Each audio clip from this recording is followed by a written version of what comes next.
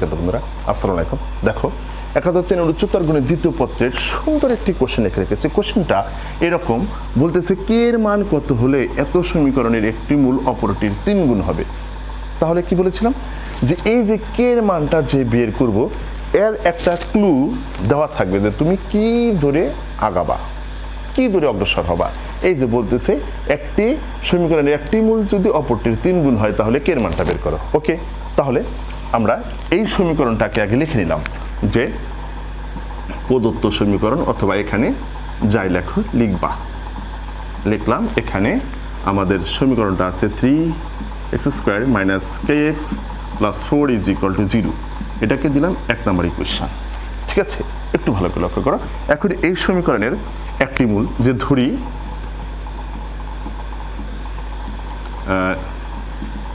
1 নং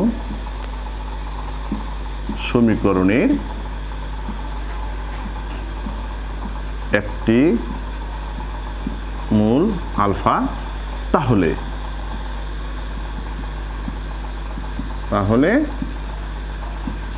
অপর মূল কেমন হবে বলো বন্ধুরা?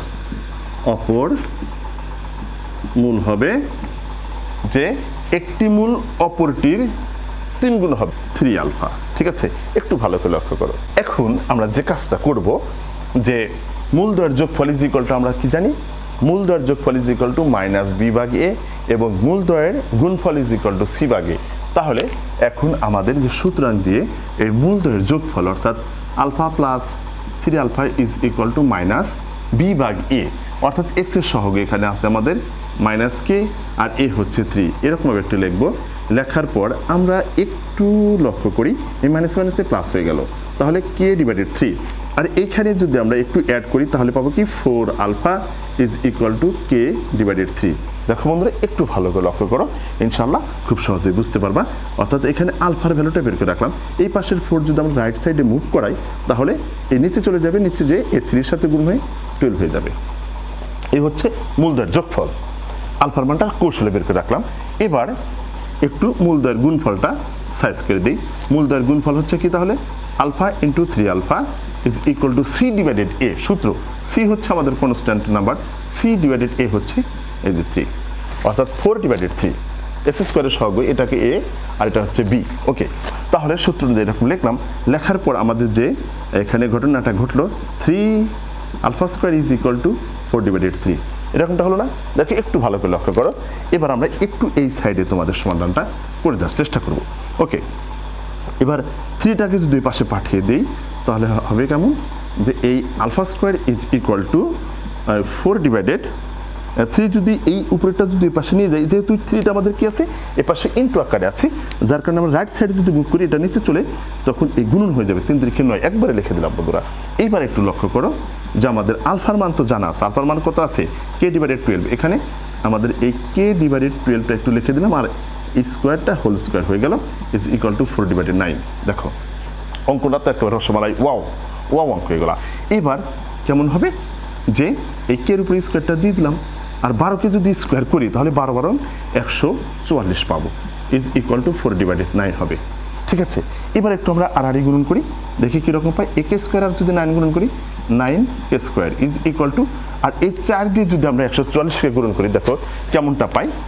যে আবার যদি বলো যে না গুণন করবো না, তাহলে যে এইভাবে রেখে দিতে হবে 144 × 4, আড়াআড়ি গুণন করলাম। ঠিক আছে, এইবার নেক্সট লাইনে যে কাজটা করো বন্ধুরা, একটু ভালো করে লক্ষ্য করো যে এই k² আমাদের হবে এই 144 × 4 ডিভাইডেড এই পাশের 9 এই পাশে দিলাম, ভাগ হয়ে গেল। ঠিক আছে, এবার একটু লক্ষ্য করো দেখি কাটাকাটি করা যায় কি না। ঠিক আছে, দেখো অথবা এক কাজ করি যে এই পাশের স্কোয়ারটা ওই পাশে দিয়ে দিলাম, প্লাস মাইনাস হয়ে এরকমটা হয়ে গেল এই 144 × 4/9। ঠিক আছে, দেখো একেবারে সেই সুন্দর অঙ্ক হয়ে যাবে, বা ইমপ্লাইজ k প্লাস মাইনাস। এখন এই 144কে আমরা যদি রুট করি পাবো 12, আর 4কে যদি রুট করি পাবো 2, আর 9কে যদি রুট করি পাবো 3। দেখো আরও সুন্দর ক্যালকুলেশনটা হয়ে গেছে। তারপরে এখানে k প্লাস মাইনাস, এখন আমরা 3 দিয়ে যদি 12কে কাটি 4 পাবো, অর্থাৎ এখন পাচ্ছি যে কেটে গেল 8।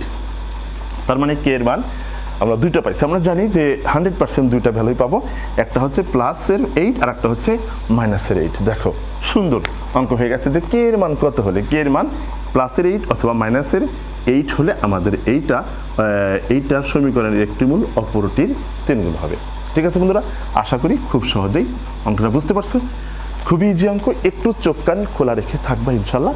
আর অঙ্কের এই ক্যালকুলেশনে যদি একটু জটিলতা থাকে বন্ধুরা, অবশ্যই আমাকে একটু ইনফর্ম করো, আমি আরও সহজ সরল করে আরও প্রাঞ্জল করে তোমাদের সামনে উপস্থাপন করার চেষ্টা